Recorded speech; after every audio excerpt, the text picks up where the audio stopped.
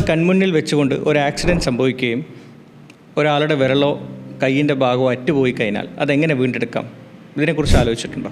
കൃത്യമായ രീതിയിൽ സമയത്ത് എല്ലാ സജ്ജീകരണങ്ങളും ഹോസ്പിറ്റലിൽ കൊണ്ടുവരികയാണെങ്കിൽ ഈ അവയവം നമുക്ക് വീണ്ടെടുക്കാൻ പറ്റും. പ്രധാനമായിട്ട് കൊണ്ടുവരേണ്ട രീതിയാണ് അറ്റുപോയ ഭാഗം ശുദ്ധമായ വെള്ളത്തിൽ കഴുകുകയും അതേപോലെ തന്നെ അതൊരു പ്ലാസ്റ്റിക് കവറിലിടുകയും മറ്റൊരു പ്ലാസ്റ്റിക് കവറിൽ ഐസിൻ്റെ പാക്കിട്ട് ഒരു ബോക്സിലാക്കി കൊണ്ടുവരിക. ഇതിൽ ശ്രദ്ധിക്കേണ്ട കാര്യം, നമ്മൾ ഐസിൻ്റെ ഭാഗം ഡയറക്റ്റ്ലി അറ്റുപോയ ഭാഗമായി കോൺടാക്റ്റ് ഉണ്ടാവാൻ പാടില്ല. അതേപോലെ തന്നെ എല്ലാ സജ്ജീകരണവുമുള്ള ഒരു ഹോസ്പിറ്റലിൽ വിളിച്ച് ഇത് ഇൻഫോം ചെയ്യേണ്ടതാണ്.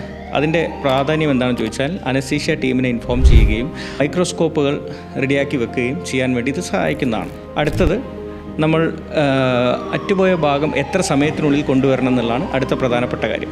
വിരലിൻ്റെ ഭാഗം തൊട്ട് റിസ്റ്റ് ജോയിൻറ്റ് വരെ 12 മണിക്കൂർ, റിസ്റ്റിൽ നിന്ന് ഫോറാം ലെവലിലുള്ള ആംബുട്ടേഷനാണ് 8 to 9 മണിക്കൂർ, എൽബോ ലെവലിലെ ആംബുട്ടേഷൻ ആണെങ്കിൽ 6 to 7 മണിക്കൂറും, ആം ലെവലിലെ ആംബുട്ടേഷൻ ആണെങ്കിൽ 4 മണിക്കൂറും, ഒരു ഷോൾഡർ ലെവലിലെ ആംബുട്ടേഷൻ ആണെങ്കിൽ 2 to 3 മണിക്കൂറുമാണ് അതിൻ്റെ ടൈം എന്ന് നമ്മളെപ്പോഴും പറയാറ്. കറക്റ്റായിട്ടുള്ള ഹോസ്പിറ്റലിൽ കൊണ്ടുവരേണ്ട രീതിയിൽ കൊണ്ടുവരികയാണെങ്കിൽ നമുക്ക് ആ വിരലുകൾ വീണ്ടെടുക്കാൻ പറ്റുന്നതാണ്.